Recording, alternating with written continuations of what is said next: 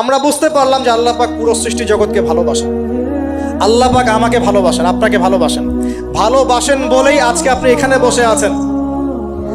আল্লাহ পাক আপনাকে ভালোবাসেন বলেই লক্ষ লক্ষ কোটি কোটি মানুষ এখন জিনা করছে। আজকের দিনে আপনি ওয়াজ মাহফিলে বসে আছেন।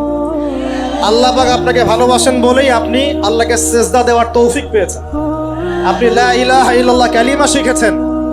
আপনি এই যে কোরআন পড়তে শিখেছেন, কোরআন পড়ছেন, হাদিস পড়ছেন, নবীর দ্বীনের প্রতি মহব্বত আছে। আল্লাহ আপনাকে ভালোবাসেন বলেই হচ্ছে। কখন বুঝবেন আল্লাহ আপনাকে ভালোবাসছে? যখন আল্লাহ পাকের অনুমোদিত কাজগুলো আপনার ভালো লাগবে।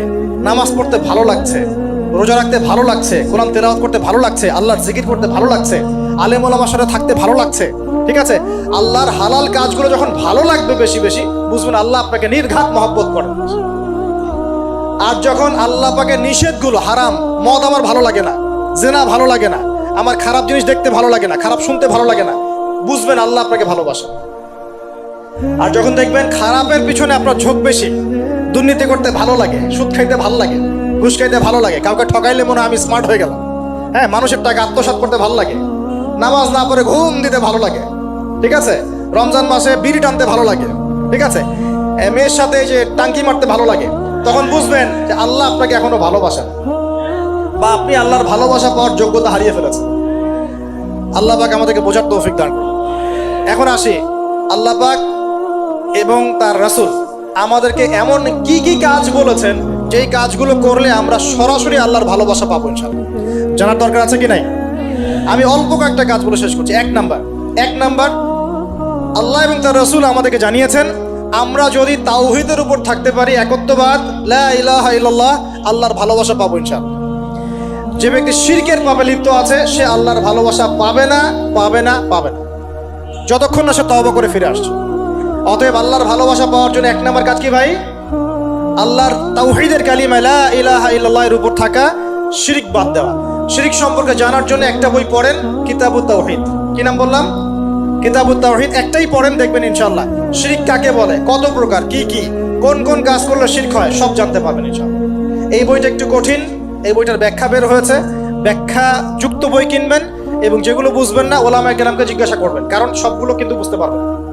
এক নাম্বার। দুই, নবী সাল্লাল্লাহু আলাইহি ওয়াসাল্লামের অনুসরণ করলে আল্লাহ আমাদেরকে ভালোবাসবেন। দলিল, আল্লাহ পাক সূরা আলে ইমরানের মধ্যে বলছেন 31 নম্বর আয়াতে আল্লাহ বলছেন, কুল, হে নবী আপনি বলে দিন, ইন কুনতুম তুহিব্বুনাল্লাহ, তোমরা যদি, হে আদম সন্তান, হে উম্মতে মুহাম্মাদি, তোমরা যদি আল্লাহর ভালোবাসা পেতে চাও, ফাত্তাবিউনি, তোমরা আমাকে অনুসরণ করো। কাকে?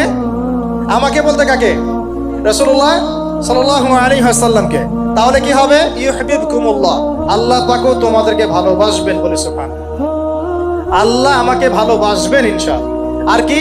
ইয়াগফির লাকুম যুনুবাকুম, আল্লাহ পাক তোমাদের সমস্ত গুনাহ মাফ করে দিবেন। আল্লাহু গফুরুর রহিম, আল্লাহ পাক পরম করুণাময়, অসীম দয়ালু। তার মানে আল্লাহকে পাওয়ার, আল্লাহর ভালোবাসা পাওয়ার দুই নাম্বার কি মাধ্যম?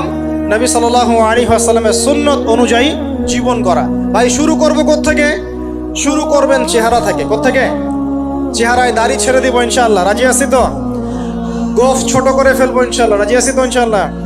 চেহারায় সেজদার দাগ থাকবে ইনশাআল্লাহ, তার মানে নামাজি হতে হবে, ঠিক আছে?